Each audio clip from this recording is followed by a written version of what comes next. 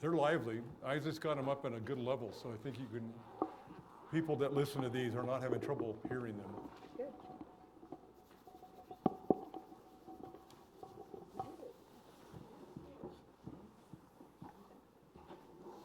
Did it get better after you got past the butte? Oh, yeah. Bend. Just that bend, you know. All right, study number 34. We have actually started. They're already recording us, and everybody has a copy, right? Yep. All right. 35 is out on the table. You can grab one of those. Take one to somebody if you know they couldn't be here tonight. Feel free to get it into their hands. Just makes it easier. Robin and Bernie got one today, or a couple of them today, so they're good. Hi, Robin. Hi, Bernie. You're all supposed to say hi to them regularly. Bernie is gone. Robin and Bernie?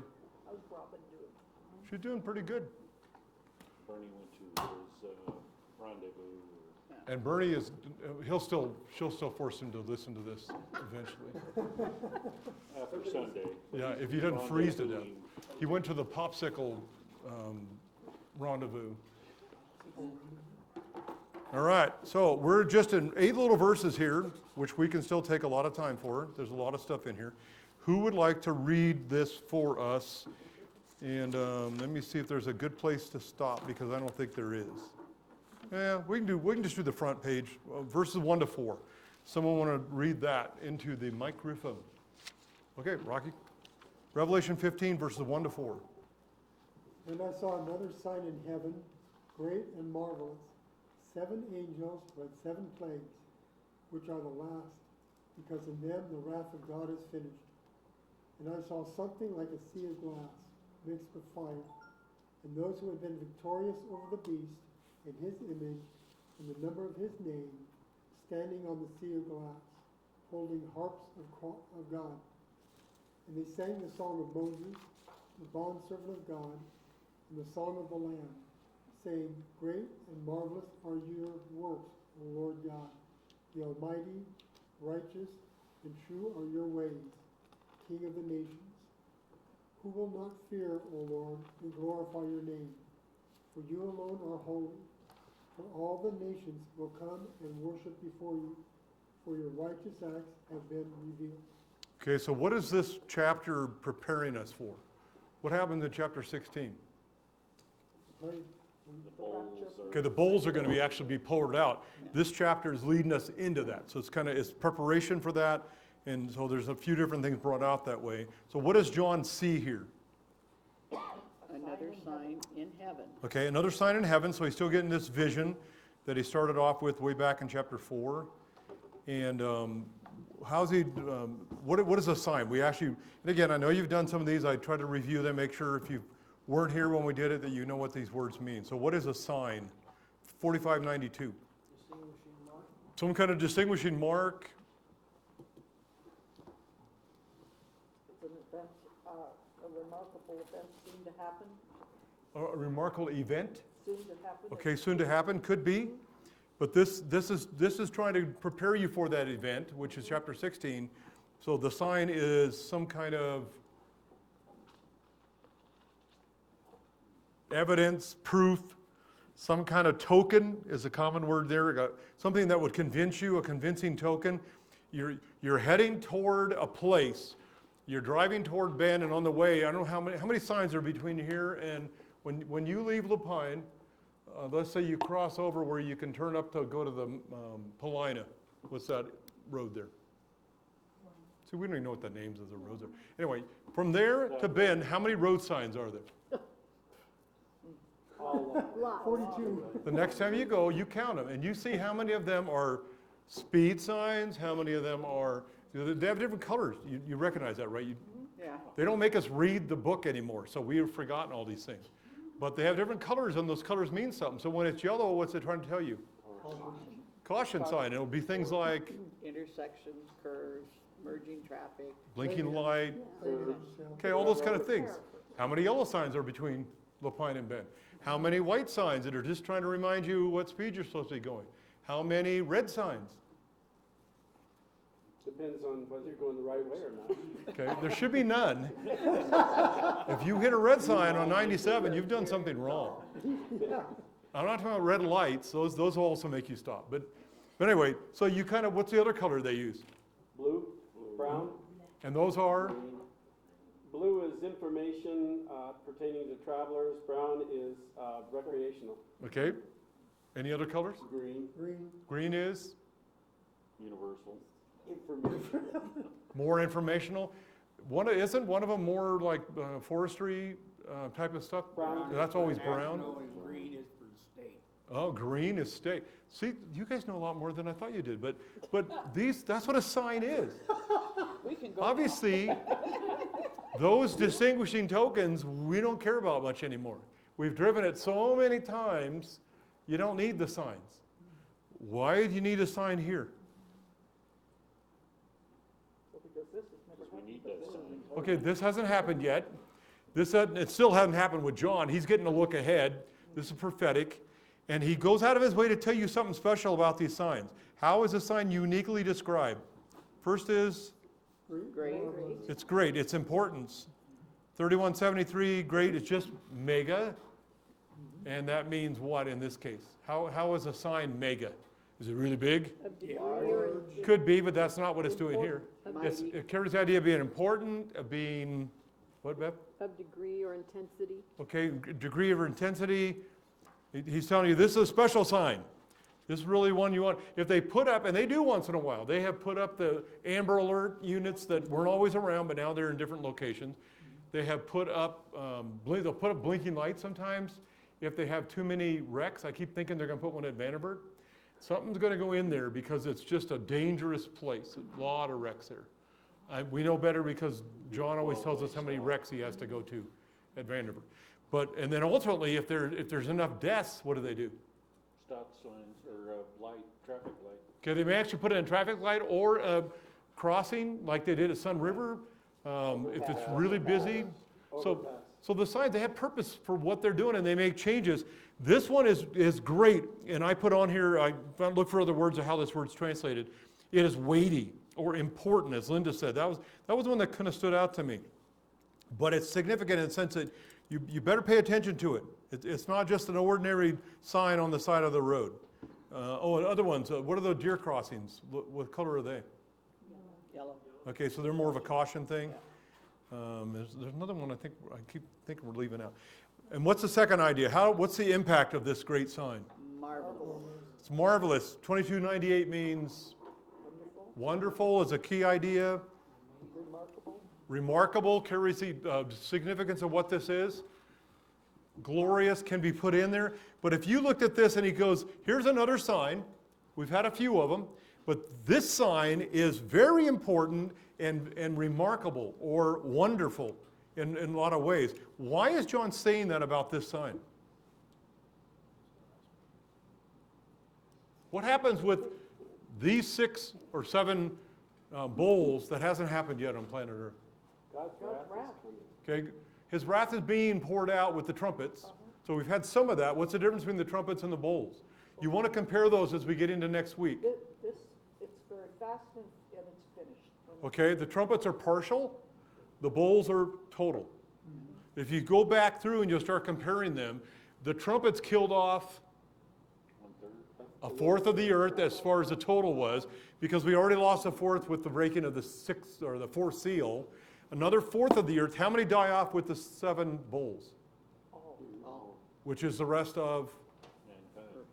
half of mankind on planet Earth. So that makes it significant. That makes this remarkable. That makes this great. It's really going to stand out. And this is what he's saying. And there isn't going to be one unbeliever left on planet Earth. It's always been curious to me, and I'm sorry I have to throw this out. Were Noah, his wife, his 3 sons, and their 3 wives, were they all believers? doesn't say.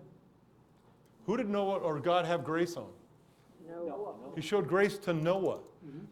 He didn't say that, I don't think, again, off my limited memory, and if I had a whiteboard, I'd make a picture, but An ark. it's interesting that, the ark with elephants and zebra and, the giraffes hanging out of it and all that. And this cute little boat that's just floating on the water. Tiffany? They did believe enough to get on the boat. Yes. So they- But they fell in under both Noah and God's grace in that we needed, Noah and his wife weren't going to have any more children. God could have done that, but he didn't even have those three until he was how old? Well, when he shut the door of the boat, they should have known, wow, something did that. But what age was Noah when he had his kids? He was 500. 500. He waited a while. Oh, his kids were old too. They really were planning it way in advance, I guess. I don't know what that was all about. They lived to 800, didn't they? What's that? Didn't a lot of people live to 800, 900? Not after the flood. Oh, But what was going to happen with his sons? We're gonna carry on. They were going to carry on. Noah was 500. How old was he when he died? He was old. That doesn't count. Look at Genesis. Good guess, though. Good guess. Look at Genesis.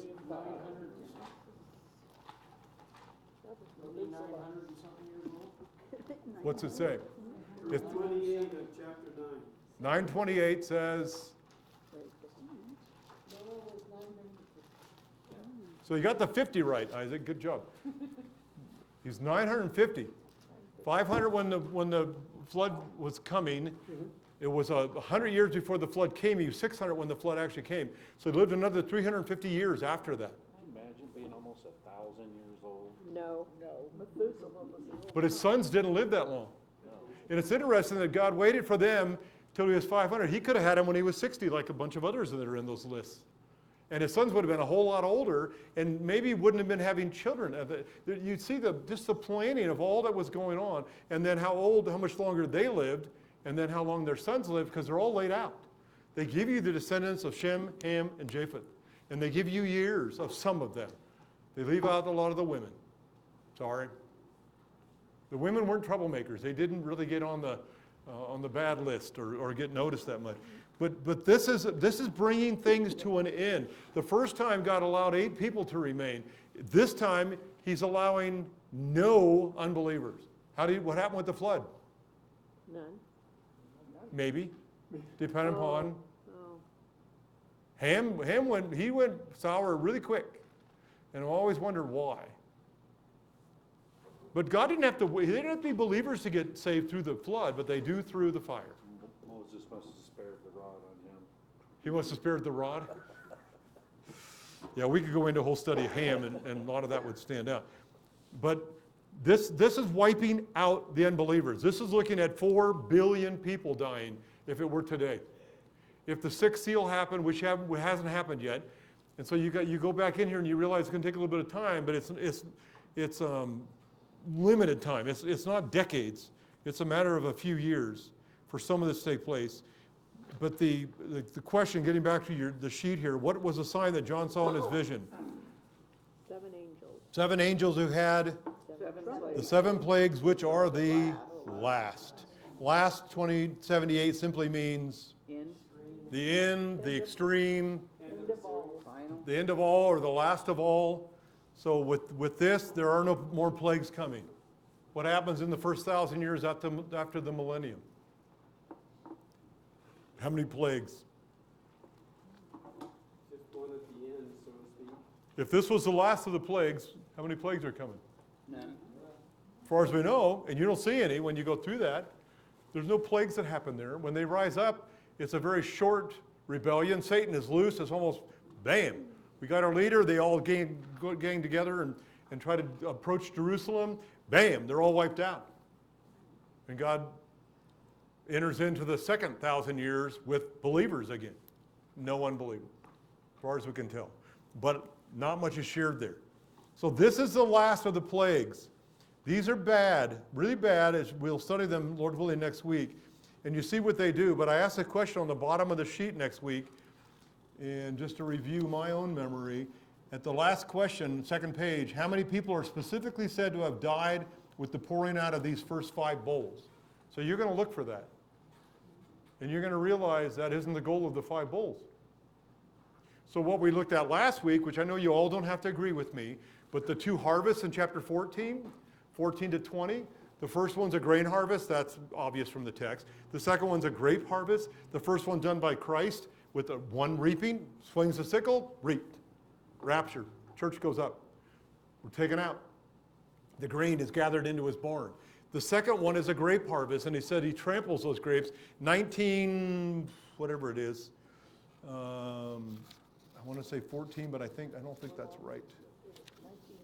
When he treads the winepress, no, it's further down. It's 19:15 when he says, and from his mouth comes a sharp sword, so that with it he may smite the nations, and he will rule them with a rod of iron, and he treads the winepress of the fierce wrath of God the Almighty. This happens at his coming, and it looks like the bulk of the destruction of individuals, the bulk of taking their lives, happens at the end of the 7 bowls. Not that some don't die along the way, don't get me wrong, but it's interesting to me that it all, wham, happens at the very end. Pat? Why do you think he used harvest for both a really, really great thing and then the judgment, which is really awful? I mean, in the sense of, if the first one is the rapture, and that's, yay, we're getting to go, and the second one is judgment, wiping out all the bad guys. And yet they're both called harvest. Well, yes, because what he's waiting for now, remember they said, don't pull the tares out, wait until the Yeah. harvest. So when the grain is ripe, when the last believer that's going to come to Christ in the way he's looking for at that point in time, when they're ready and the harvest is ripe, he's going to harvest it. So you understand the grain side of it more. The other is, I wrote down, I was looking at winepress today. We looked at Isaiah 63, 1-6. I don't know if you remember reading that about winepress. Joel 3:13, I think we also looked at. It was brought up in chapter 14, 19-20, and then it's brought up in 19:15. But this winepress, he's treading the winepress of the fierce wrath of God. That's when you get in there and you crush the grapes with your feet. That's interesting to me. So he's waiting till the end when the last believer is in to take the church up. He's waiting till the end when he realizes the last person has fled into the wilderness, has submitted in some way to repent, and then he crushes them with that harvest of the grapes. You go get the grapes, they're ready. They're ripe for judgment in that case. So it's ripe for rescue and ripe for judgment on the two. So I don't know if that answered your question or not. Not really. So what are you looking for? Because It's everybody's... okay, it doesn't matter. It's just that he used harvest for both, harvest for good and harvest for bad. I cannot find the phrase, it doesn't matter, in the Greek, so I do not allow that word to be used. Strike that from the record. It goes right along with, it's a dumb question. There are no dumb questions. It's okay. It doesn't matter? Yes, it does matter. It always matters. So just to clarify, since you brought it up to everybody here, what you're looking for is, one more time?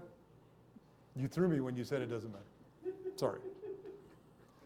Just an explanation as Okay, to see? why he called the harvest when he took the good people, and he still calls it a harvest like, and he's doing away with the bad people. It's just puzzling to me that he used the same word or the same illustration, one for Okay, good and two one different for words bad. for ripe. One describing the dryness of the Harvest. grain and the plumpness of the grapes. I don't know how you describe that. But they're ripe, they're ready. It's time to take them. You don't let them grow forever because they'll rot. Right. Linda? The definition of harvest is a gathering in. Okay. Okay. It's a gathering. Oh, good. So Okay, that helps. They're gathering, Yes. they're gathering the. Gathering good and gathering bad. Okay, all They're right, gathering the church to be with Christ. They're gathering the wicked to be sent to okay. the lake of fire, ultimately, into judgment. Good. And that is what harvest means. So, see, you guys have to help me clarify. I'm still using a whiteboard, and I draw a cow, and it looks like a duck. So I have to have people explain what I really mean. Don't get mad at that. It went off, I turned it on. She smacked it. It came on brighter. No wonder they don't work. No one. Okay, why are they the last? He tells you right there. In them is the wrath of God is finished. That is amazing to me. How long has God been holding back his wrath? 6,000 years. This is why this is a great sign. This sign is important. This sign is remarkable and wondrous. This is amazing what is happening here. And John realizing it too. What's the word finished mean? Bring to an end, Completed, brought to an end, fulfilled, to accomplish. accomplished. But this is what? Now, why did God take so long? What are our two favorite verses? None that it should perish. Okay, where's that found? God's not willing that any should perish, but that all should come to repentance. Open book. Second Peter 3:12. Which one? Second Peter 3. Very good. 2 Peter 3:9. 3:9. Very good. All right, Dave. 2 Peter 3:9. And then what's the other verse we bring up all the time? Why is God just holding back?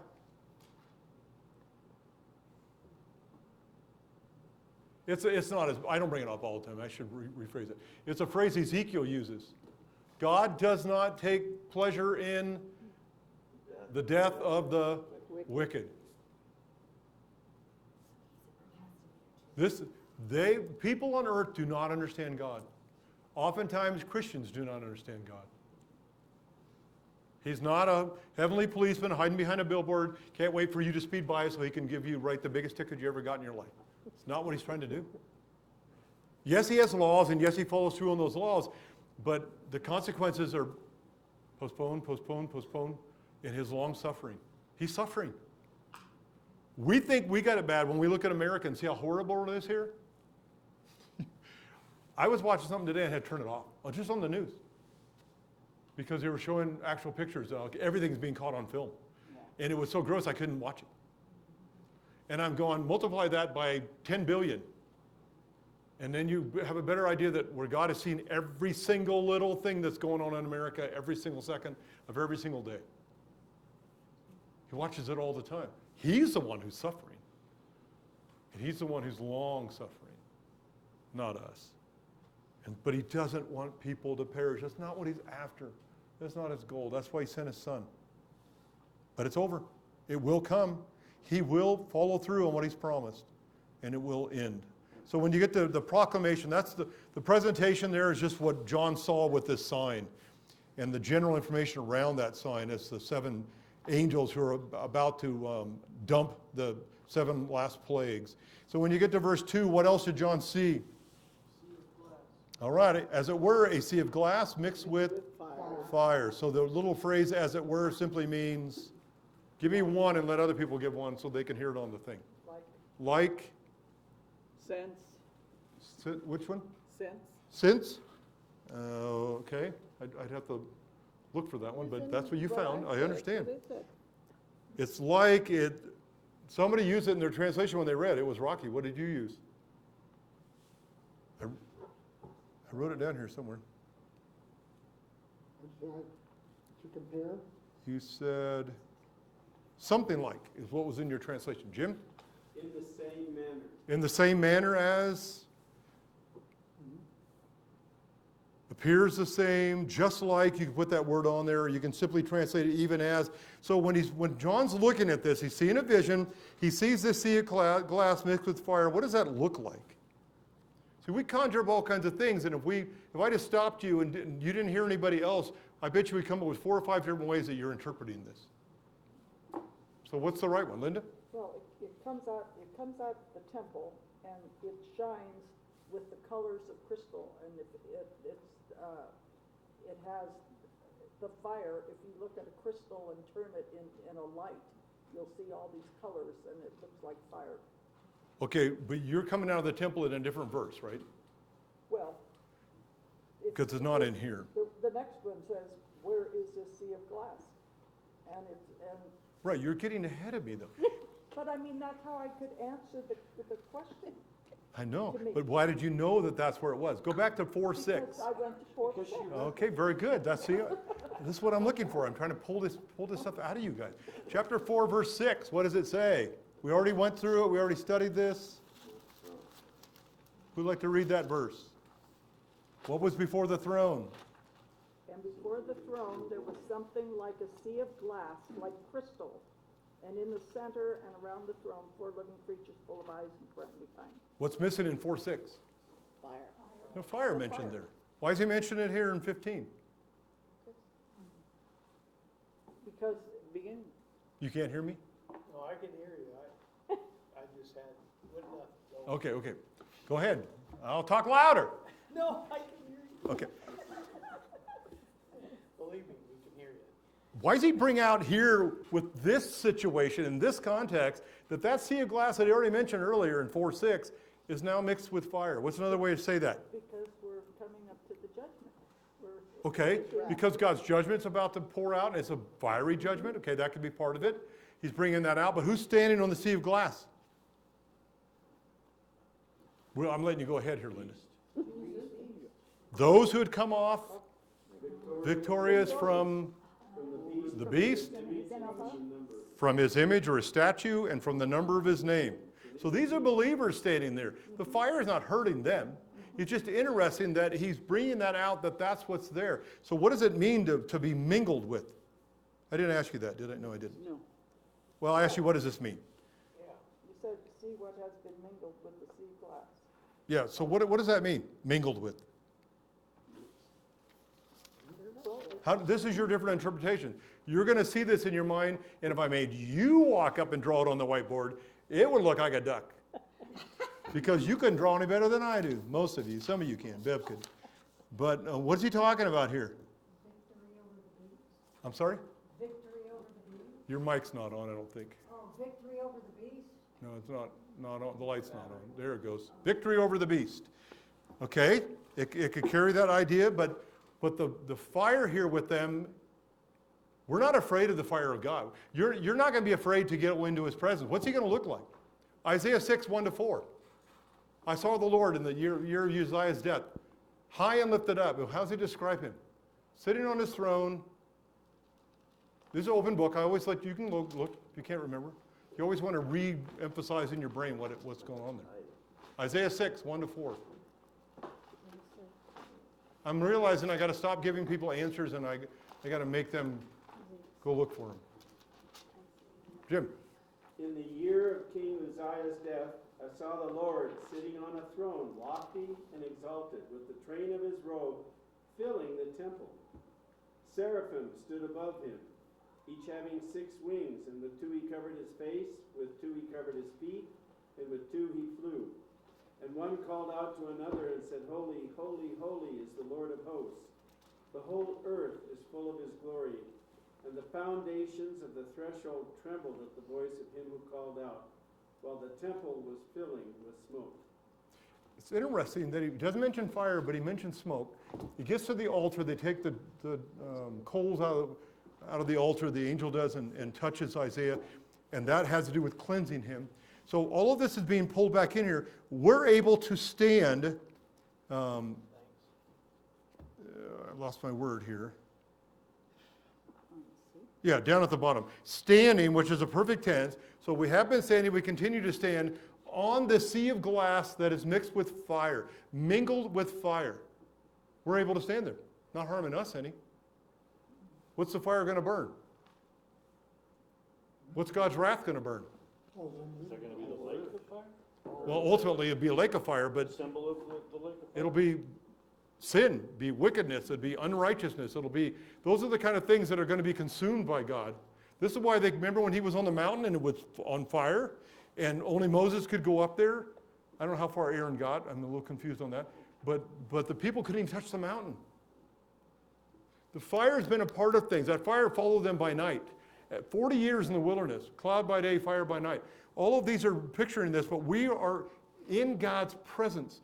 We are able to be amongst that, and it's not hurting us at all. Just like the Shadrach, Meshach, Abednego in the fiery furnace. Oh, I'm kind of afraid to ask, but why does it have to be literal fire? It says something like a sea of glass mixed with fire. Why can't that just be sparkly, like water and fire? And Anytime you see a lot of these figures, what people tend to do is go crazy with it and make it all figurative, to where it doesn't mean anything. All John's doing is, he's telling you, I'm watching this, I'm looking at Jack's whiteboard, and it looks like, right. that's all he's doing. But that's what I'm saying, so it doesn't have to be fire that's No. literally burning. It looks like a sea of glass, so what is it if it isn't a sea of glass? I don't know. I'll know when I get there. It's a sea of glass. But that's all John knows. He's not trying to say, well, earlier that sea of glass was clear as crystal. So is it glass? Is it crystal? Is it something that John's not aware of? But it's still, that's what it looks like to him. That's all he's describing, is what it looks like. Mm-hmm. He's not trying to analyze it like a scientist. And he says mixed with fire. That's what I see, this sea of glass. And so if you were to draw it, if I bring you up here with a whiteboard, is the fire coming out of the glass? Is it raising up really high in flames? Is it mingled into the glass where it's glowing? you have to kind of, and so I'm not sure, and that's what John's giving you is a general description, but literal picture of what he's actually looking at. Jim? I noticed that word also means lightning. And so when I see this, I see like one of those balls that have all the static electricity coming off them. See, there's one of our definitions. Is there flashes of lightning throughout this glass that wouldn't harm the believers, but is there? And so I'm just curious. They have a word for lightning. John uses the word for fire. So he could have said lightning bolts coming out of it, but he says mingled or mixed with fire.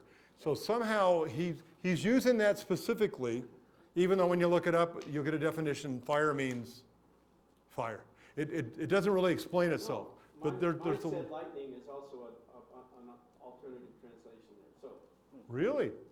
I'll double check. Okay, check that in your concordance, and Tiffany, and they'll go back and pick up some more. It makes me think of Acts, whenever, Acts 2:3, there appeared upon them the cloven tongues Okay. of fire.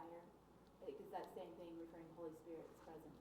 And that would make sense in that same place. Okay, so see again, that's what I said, there's a variety of ways that this can be interpreted. So this is pulling the Holy Spirit into the picture here, but it's what John's seeing. It reminds me either diamonds that glisten, that kind of look like. Clear as crystal in the, Or the snow when it gets that. right, but that crystal idea, some think that word could be translated diamond. That's what it So, reminds me. because they don't know the stones. The stones in the first century are not clearly brought over to the equal stones that we have today. They're not sure. That's what it kind of, like Yeah, picture in my head. but it's a sea of glass. So is your sea have waves in it? Or is your sea glassy? So there's a variety of ways you could see this, but this is John. All he's trying to do, he says that as it were a sea of glass, having been mixed, and continue, it's a perfect tense, with fire.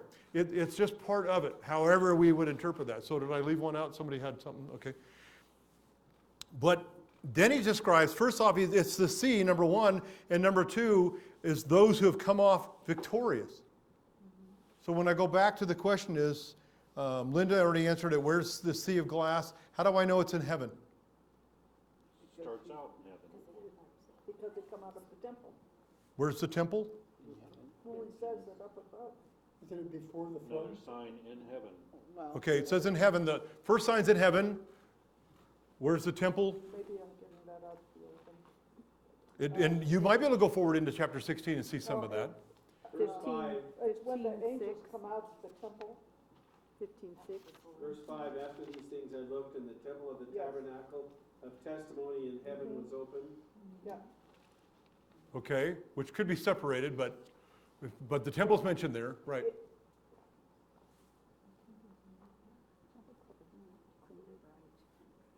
And when you get to 8, and the temple was filled with smoke from the glory of God and from his power. And no one Okay. was able to enter the temple until the 7 plagues of the 7 angels were finished. Right, and I've kind of separated off 5, 6, 7, and 8 with it in my point 3 as preparation for the actual judgment that's coming. So, but the issue that he's coming back down to here, it probably is heaven. In 4, 6, that sea of glass was where? Before the throne, and that's what I would go back to more to get the idea that this is it That's where I found it in God's presence. Okay, all right, good. Who had been standing upon the sea? Those who've come off victorious. victorious. What does that word mean? Conquered, They've conquered, overcome, prevailed is another one. Who was this promised to over and over again in this book? the souls under the altar. The 7 churches, Oh, some of whom weren't believers from everything we can see. One of them's a dead church. The church of Laodicea, they need to buy gold, they need to buy ISAV, they need some things fixed. And the impression there is they're not believers, but they're an assembly, they're a called out assembly, and they need, 5 of those churches needed to repent. But he promised them, every one of them at the end of it, to him who overcomes, I will. And he gives them promises of what is going to take place if you're one of these people. Now he's talking about these people, and they've arrived. depending on what those people did in the 7 churches, determines whether or not they showed up here. So, what 3 entities had they overcome? The first one's the imposter, From the beast. the beast. Who was that guy? False Messiah. I put down there, false Messiah. They have resisted him. Is that going to be hard? If you're following the news at all today, the noose is tightening. And artificial intelligence, the whole banking system, the whole, what's the Facebook, the whole IT, Social media. social media, all of it is scrunching down. And who's it catching in the noose? Elon Musk, yeah. Believers are the ones getting squeezed.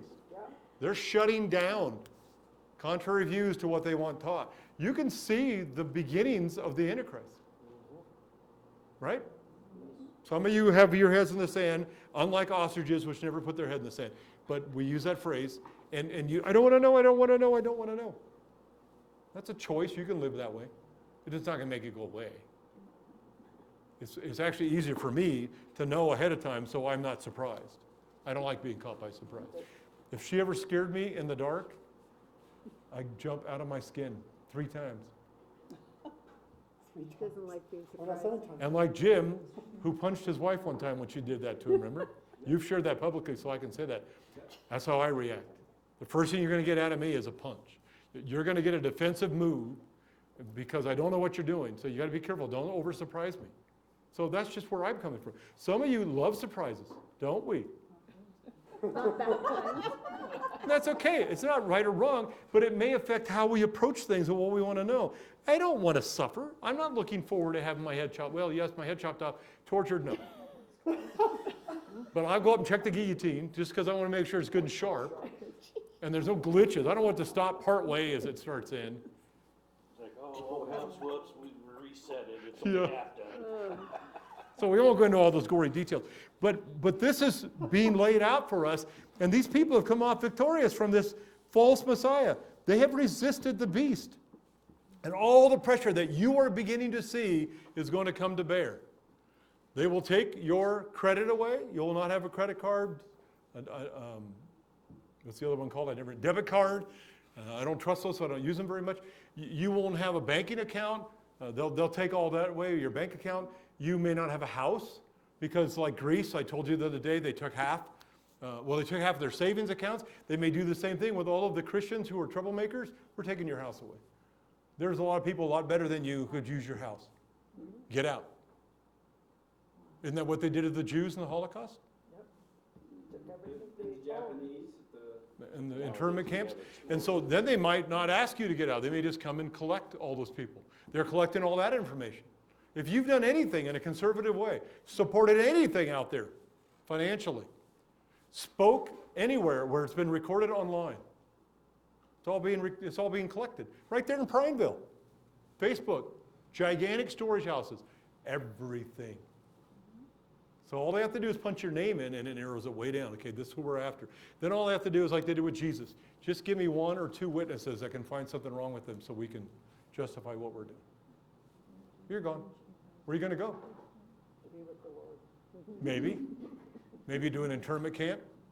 Maybe to a concentration camp. Doesn't that excite you? Do you know why you're going there? Because we believe in God. To witness. Why did Paul go to jail? First place he visited everywhere he went. Yeah, but if that's where they stick all the believers, who are you gonna witness to? No, it'll be all the conservatives. And you'll find out, like today, when 80% claim to be Christians in America, not anywhere close. yeah. So those people will be there because they still have standards. They won't submit to what's going on. And that can be all kinds of groups that are out there doing that. But he's opening it up, and your goal before you die is to share the gospel with people. Make disciples. Help them to grow in Christ. Give them your food. Can't you wait to be with Jesus? No. Hang it on. Don't hang on. It's like Corrie ten Boom said after World War II. You should learn to be open-handed with God.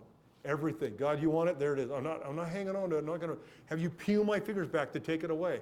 It's all yours. including my life. Had her share her testimony one time with the choir tour we were on. You know, amazing to listen to her and the transition she went through. She hated the Germans. Hated them. I also had a story, she met one of the guards one time, and she said, she He knew stuck she his had to hand go out shake to- his hand, and she said she could just feel the love go out to him. It took her a couple seconds though. Yeah, oh yeah. And then she finally realized she needed to forgive The him. one that killed her sister, wasn't it? Yeah, something like that. So, you know, the reality is we get to live. You won't write books because you're going to be taken up and be, well, maybe, I don't know, are they going to have books in the New Jerusalem and on the New Earth? I don't know. So maybe you will write. Maybe I can draw when I get there. They'll give me a room with a big Jack's whiteboard, famous stick figures. Hallelujah. and I can see colors, so I'll know which of the markers I can grab There and we what go. colors I'm doing. There's hope for us yet, Isaac. Okay, so Use an amanuensis. I'm using up a lot of time here. What's that? We will use an amanuensis for this. Nah, we'll be able to write ourselves. So here he comes down. They're going to be overcoming which? The second thing? His image. The image. What are the people, are they going to make you do?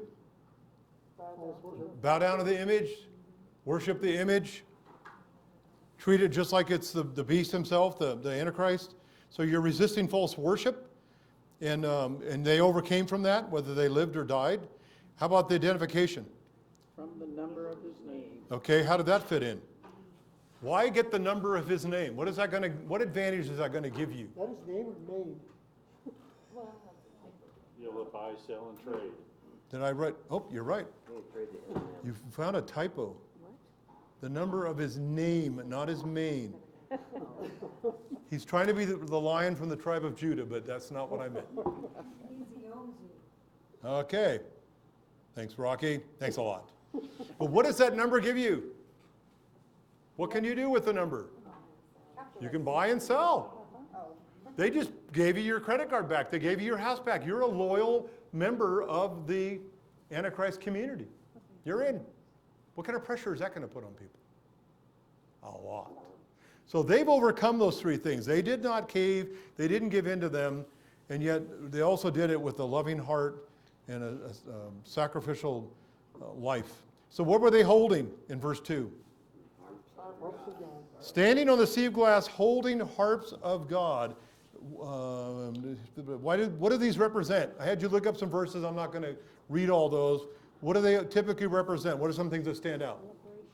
Praise, Happiness. joy, happiness, Celebration. celebration, thanks, so thanksgiving. General picture of all of that is worship. This is what harps are always put in there. There's a gaiety brought out in these verses and a joyfulness. And so if they're holding harps, then what are they going to do in verse 3? They're going to sing. So they're holding harps and they're getting ready to play to go along with this. These are the overcomers. So guess what you're going to learn how to do? Play the harp. Sing.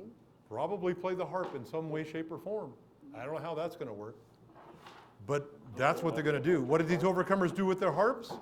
They sang the song of Moses And, And the Song of the of the Lamb. Lamb. okay, is it the same song? No, I guess so. no. The Song of the Lamb was in Revelation 5:8, and the Song of Moses was in Exodus and Deuteronomy. Okay, what's the difference between those two songs, if they're different? Moses' song was about Israel's, what they were going to do the opposite of what God asked them to do. So Okay, where's the Song of Moses found? Exodus 15 Okay, Exodus 15, and Deuteronomy 1 through Deuteronomy 32. 32, okay. And so when you go back in there, what are they singing about? Let's just look at it for a second. I think we got enough time. Exodus 15, what are some highlights? One was the song of going, they had overcome and gone into the promised land. Okay, I'm not sure I can hear you. I can barely hear you, so I want to make sure you I'm sorry. say that a little louder toward the microphone. What are they basically singing about? What's the general picture? That they were going into the promised land. They were victorious, Victorious. okay? Because he's conquered their enemies, and he just goes into detail describing those things. Uh-huh. Then they go in describing God, praising him. He's awesome. Is there salvation? He's brought salvation, his loving kindness. But the song of the Lamb is, he was worthy to take the scroll. That's the song that they sang in 5:8. In Exodus 15:18, though, the ultimate thing is the Lord shall reign forever and ever. So when you go over to 5:8 of Revelation, just to cover these more skimpily, which is what Linda just brought up, when he had taken the book, the 4 living creatures and the 24 elders fell down before the Lamb, having each one a harp and golden bowls full of incense, which are the prayers of the saints. And they sang a new song. So this is the 4 living creatures and the 24 elders. Where are the overcomers singing? Because this was it says New Testament saints, you wrote there. So the Old Testament saints were the Old Testament saints were getting the promise of the land for the Jews, and this one was, this one is about Jesus taking the scroll and breaking its seals, and the purchase, and you purchased people for God with your blood from every tribe, language. You've made them into a kingdom and priests to our God, and they will reign. Right, but it's the 4 living creatures and the 24 elders that are singing that song. And they're singing about what God has done in purchasing men. Then he adds to it in verse 11, it's angels around the throne, the living creatures, the elders. And now you have myriads of myriads and thousands, but it's back to, they've only added angels, not men, and they're saying with a loud voice. So the basic picture, though, of what the overcomers are going to sing, do you find a verse that brings that out? Or is it in generality, they're singing the same thing? It's victory over their enemies. It's salvation in God. It's God's worthiness because of who he is and what he's done that they're singing, so that they seem to be similar to each other. They are, but it says, is it the same song? The same motive. It's the same motive of the song, is that it's a. And the same song reasons. Of victory, Yeah. But it's not the same song. Well, I can't find the second song. That's what I'm saying. What's the song of the Lamb? In Revelation 5, you just read it. Right, but that's the living creatures and the 24 elders that are singing. You're saying the song they're singing is the song of the Lamb. And they sang a new song saying, Okay, and it says what they, and it. so I wasn't understanding that exactly by what you were trying to say and there. It's about Jesus was the one found to be able to open, take the scroll and break its seals. Okay, but what I'm trying to explain, just to clarify, and then I got to move on. These are the ones that come off victorious from the beast, from his image, that are singing. 5:8 is not them singing. So I just want to clarify. So I think it's similar. I'll leave it at that. I know there can be differences, just like you with the fire, the sea of glass mixed with fire. I don't know for sure what that looks like. I don't know if it's mixed into it or coming out of it, how exactly John's seeing it. But the fact that we can stand there before God, which is before the throne in 4:6, and we can be around that fire and it's not harming us at all, it's because of what God has done for us. We have been given new bodies that aren't harmed in his presence. So as he goes down here a little further, the words of the song, we talk about the works. They are, how are God's works? Great and marvelous. And God himself is described as The Almighty. the Almighty, literally the omnipotent one. So they are righteous, great, sorry. Again, going back to the idea of weighty, huge, important. They're marvelous, going back to the idea of being wonderful or remarkable, are God's works. How are his ways? Righteous and true. Righteous and true. Now he's just, because he's going to carry out this judgment. And there's nothing anybody can say or contradict. God is totally just in what he's doing. They can't have protesters outside the courtroom. There won't be people in the newspaper that week criticizing the judge for being unjust. He isn't. But he's also true. In that sense that he is trustworthy, he's sincere, he's accurate, genuine with what he's doing. And he's called, the second one, his ways, they refer to him as, what? What's the last phrase there? King of the nation. King of the nation. He is in control. He has the authority to carry this out. And what is involving his name? Who will not fear, O Lord, and glorify thy name? So they have submitted, they have bowed the knee. They have professed, as Philippians 2 talks about, going back to, just read that today, and I can't remember where that's found in, I think it's Psalm 114, but he's talking about they've feared God, they have reverenced him, they have submitted to him, and they have glorified, they've given him the credit. Every knee will bow, every tongue will confess Jesus Christ is Lord. That's exactly what they're doing. Everyone's going to do that someday, but they're going to do it because they have to.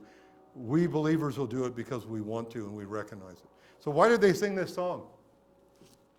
How'd they give recognition? For thou alone art Thou holy. alone art holy. Okay, not the normal word for holy. This one carries the idea of 3741 of being pure from evil conduct. So he's bringing out an aspect of his holiness. And what are they revering? All Or nations how are will people come and revering? worship before thee. Okay, the nations will come and worship before thee.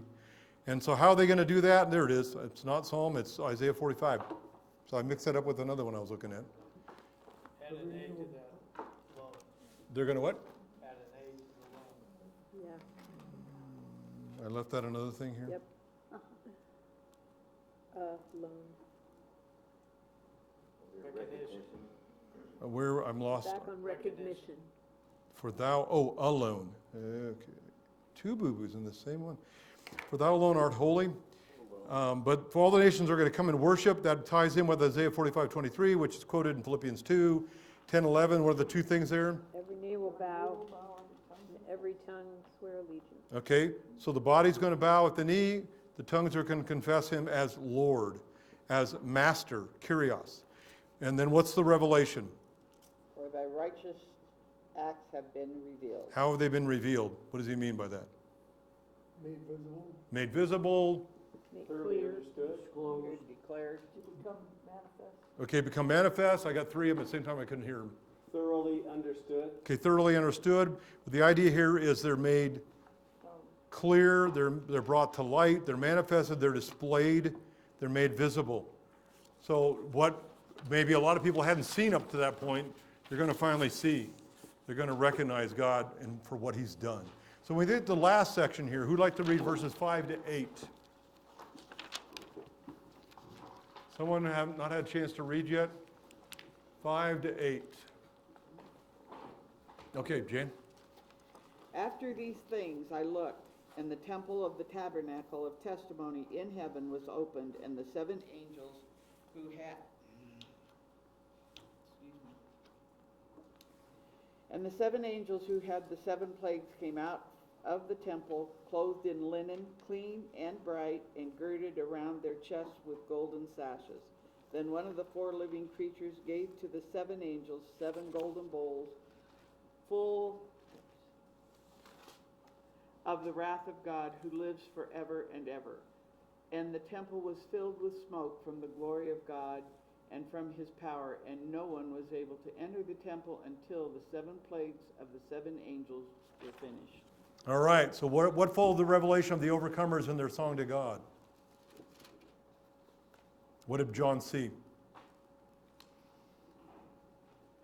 The temple He saw the temple of the tabernacle. of the tabernacle where? In heaven. In heaven. Temple here, again, every naos, the word used in the Revelation is the inner sanctuary, the Holy of Holies. I want to correct. I kept sticking the altar of incense inside the veil. It was just before you went through the veil. So it's on the outside, just to clarify that. I had confused myself. Only thing inside the veil is the Holy of Holies. I mean, in the Holy of Holies is the Ark of the Covenant that the high priest went into once a year. But they would offer incense more often than that in the holy place, just outside the Holy of Holies. So sorry for confusing you on that part. I went back in looking into that. I said I knew something wasn't making sense to me. But this is the temple of the tabernacle. I wrote in here the inner sanctuary, the Holy of Holies of the dwelling of God, the tabernacle where he dwells in heaven. So what was the authority that's brought out here?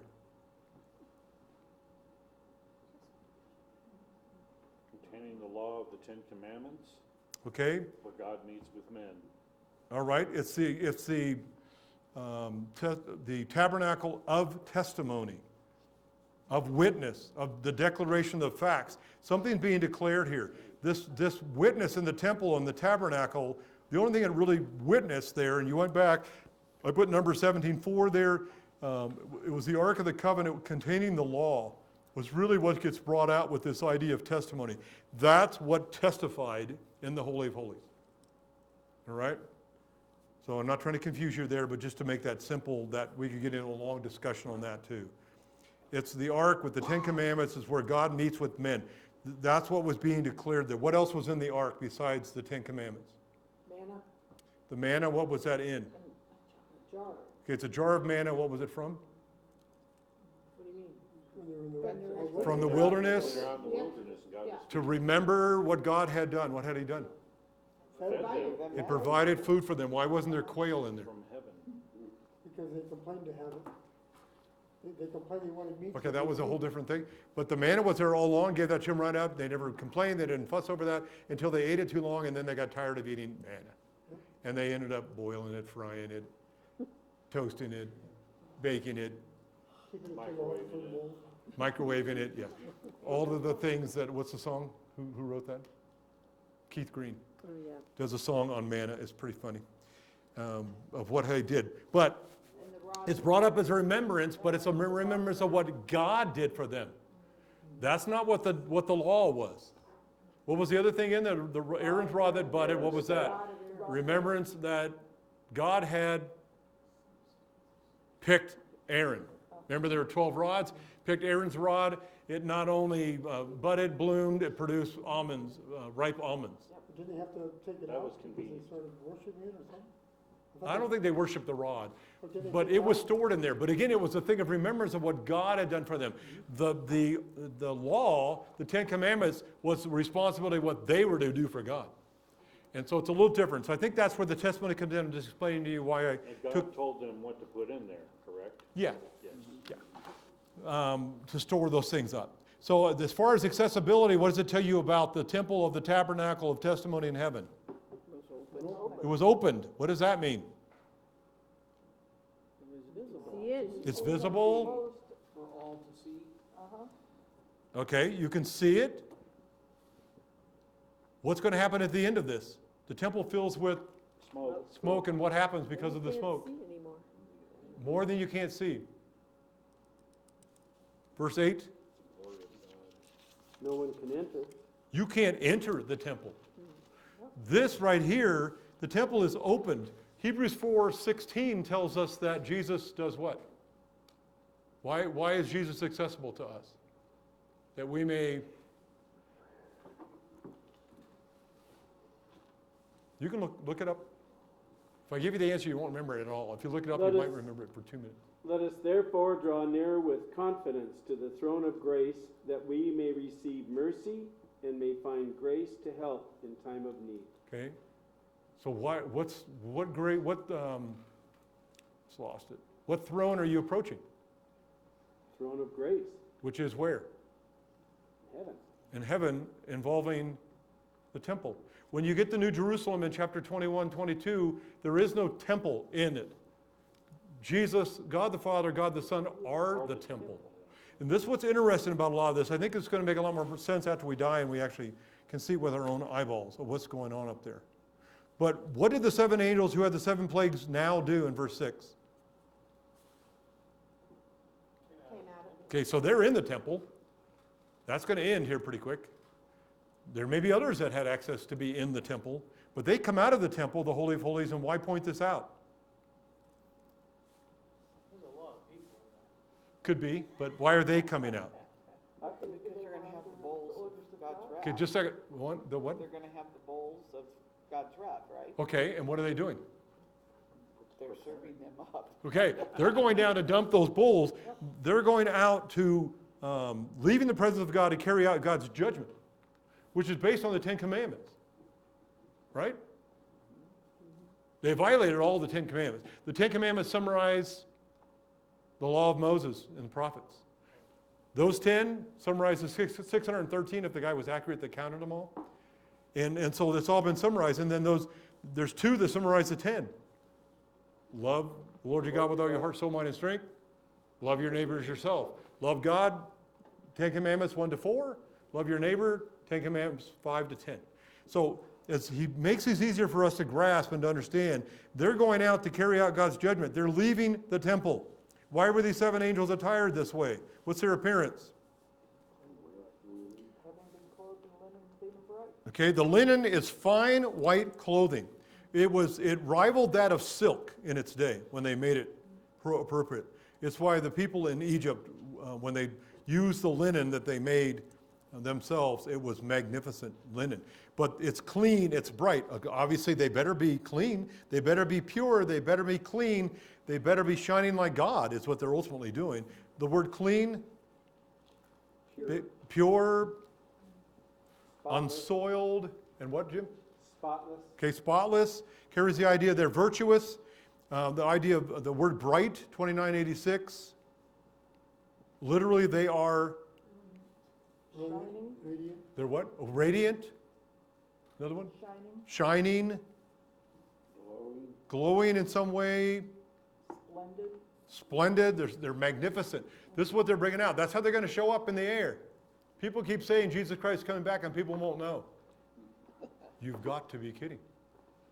You'll be a UFO. But he'll be a very bright UFO. And he'll be in our atmosphere, not how many light years away. He'll be right there. And so again, a lot of teaching is distorted. It's a UFO with arms, legs, and hair. And this innumerable number of mighty shining angels with him. What's the anticipation? And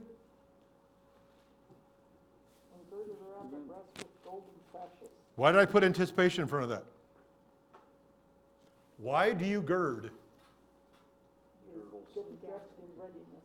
Okay, you're getting dressed in readiness. You are putting a belt around you. You are tightening up the clothing. They would gird, they would have a belt, the Romans would, and they would tuck their, whatever they called it, I want to get the wrong names in here, but for lack of another word, toga, they tuck it in. They didn't want it in their way when they're moving, fighting, they didn't want things getting in the way. It tells you here, having been girded, this is the perfect tense, having been belted around their breasts with golden belts or sashes. And I may be getting ahead of myself here. Yep, I did. The girdles or belt sashes, it's to make ease of movement, is what's going on with 2223. And what did their attire prepare them for? Again, battle, carrying out Delivering God's, the wrath of God. delivering the wrath of God, carrying out God's judgment. There's not much of a battle. You don't see anybody on earth taking on one of the angels. They lose. Who equipped these 7 angels? The 4 living creatures. One of the 4 living creatures. And what did we tell you in the past? I did a handout up. I don't know if you all got it, so I have to get it to you. Jenny would be one of those handouts that I'll get to you. Who are the living creatures according to Jack? Seraphim. Very good. And I give you a handout to explain why that fits that way, going back to the book of Ezekiel and or using Ezekiel to show you they're not cherubim. But what was given to the 7 angels in verse 7? 7 golden bowls. These bowls are Shallow and flat. shallow, flat, Which is a shallow saucer. okay? Some kind of shallow bowl, shallow cup. It's like a saucer that is easily dumped. What were the bowls full of? Wrath of God. So how are they really, really big bowls? But they're easily dumped? You know, you think, boy, God's got a lot of wrath here. It's been growing. But they're full of wrath. That word for full there, 1072, literally means Full to capacity. filled to capacity, Loaded to capacity. full to the brim. It carries the idea of being heavily laden. If you look up the word fill, there's about 18 of them. This is number 10, I think it is, or number 9. And he's trying to bring out here, they're full. You can't put any more wrath into these saucers or into these bowls. And then the word wrath here, 2372, means, Rage. okay, it can carry the idea Passion. of rage, passion, fierceness. A whirlwind. But because it's God that's without sin, that's all. Okay, whirlwind could fit in there, but it's an outburst of indignation. There needs to be a word in there. It's a hot anger. There's two words for anger. I just lost the first one because I'm running out of time. This is thumos. Orge. Orge is more of a settled condition that ultimately typically leads to revenge. It's what you're hearing in the news regularly. Somebody just blows up and all of a sudden they kill a bunch of family members. And you never hear in the news why. You never understand what went on for years and years, what happened to them according to them, and how they justify doing that. But oftentimes they were the outcast, they were the one picked on, they were the one left out of the will. There's so many things. And so this orge builds up. This is thumos. This is a passion and anger that all of a sudden is an outburst.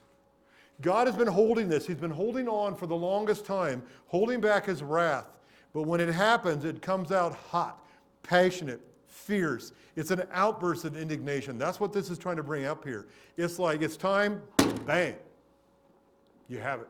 Boom, boom, boom, boom, boom, boom. So why stress that God lives forever and ever then in relation to all of this?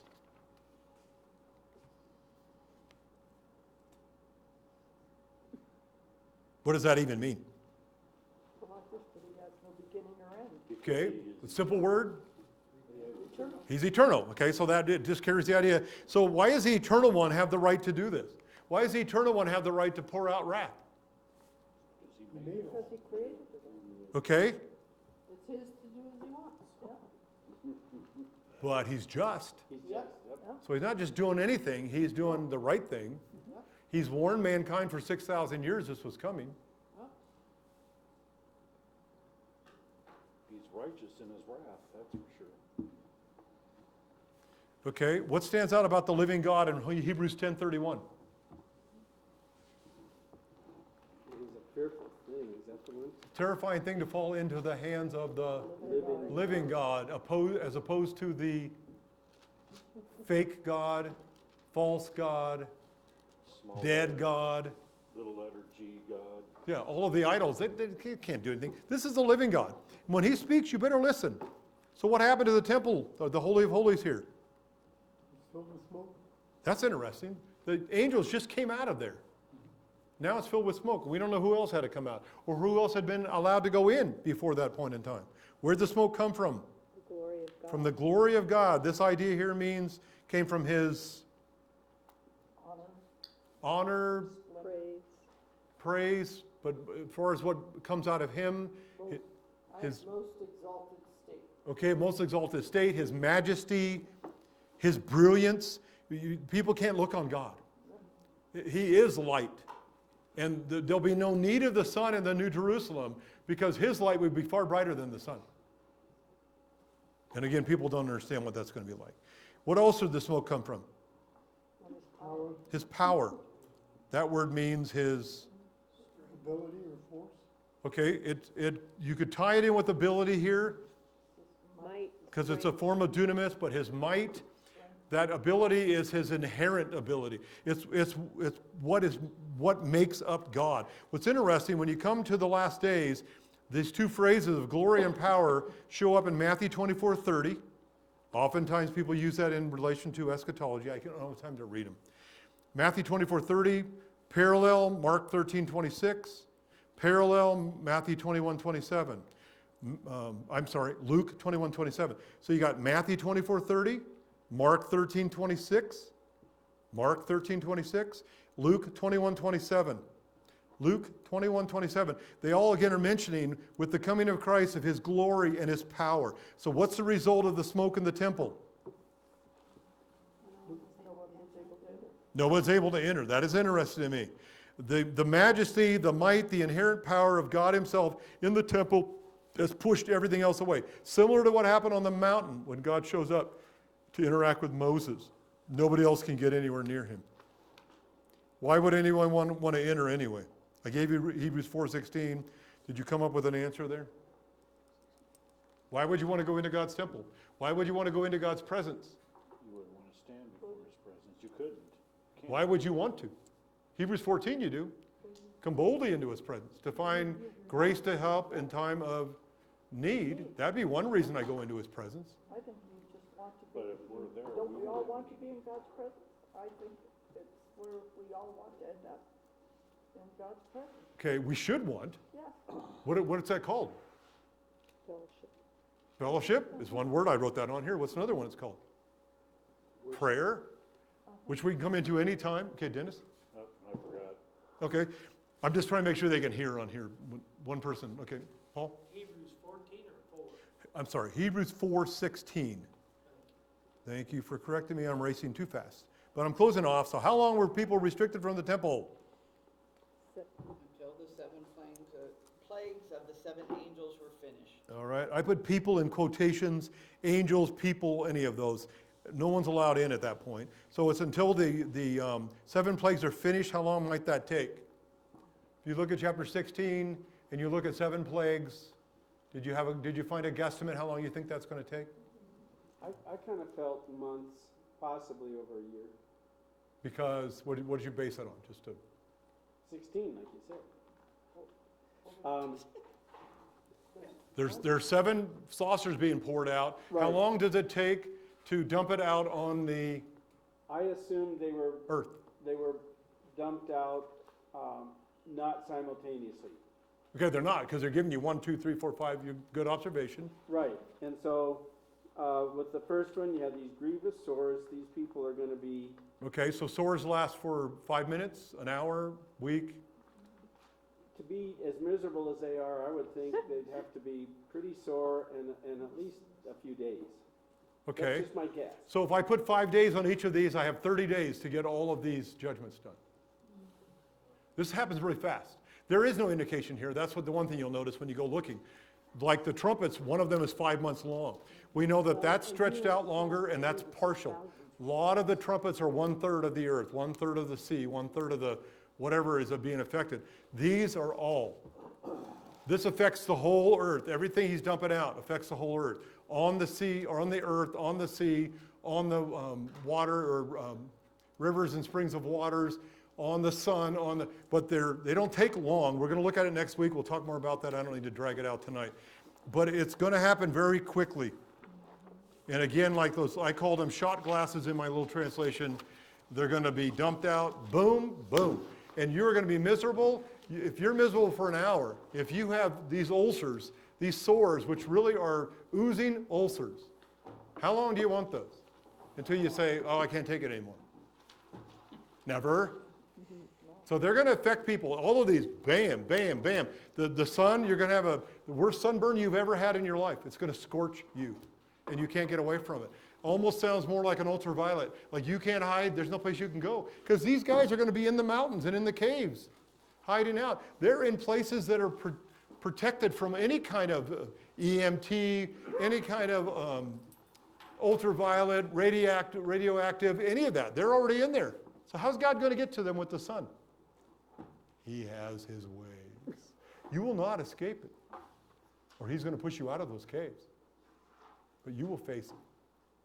This is sad. That's why God left it for chapters 15 and 16. Partial in chapters 8 and 9. But bad, bad. And then he only moves from there to tell you in detail what he does to Babylon the Great. Takes 2 whole chapters, 17 and 18, to deal with Babylon. Very interesting to me. But we're going to study that another time. So let's pray. Father, there's a lot to cover here. I opened up too much tonight. Pray you'd help me to not get into the weeds so that I don't overwhelm people. But at the same time that we would love to go looking for things in the weeds and to find out what you have that's sitting there that we just never noticed before. But thank you for your word. Thank you for your promises. Thank you for your patience and your long suffering. Thank you for the gospel. Thank you for your son, Jesus Christ, his death and his resurrection. He suffered.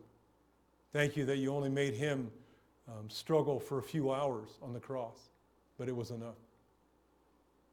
I wish he didn't have to suffer at all because it was for me. It was my sin he was there for. And it's very, very sad.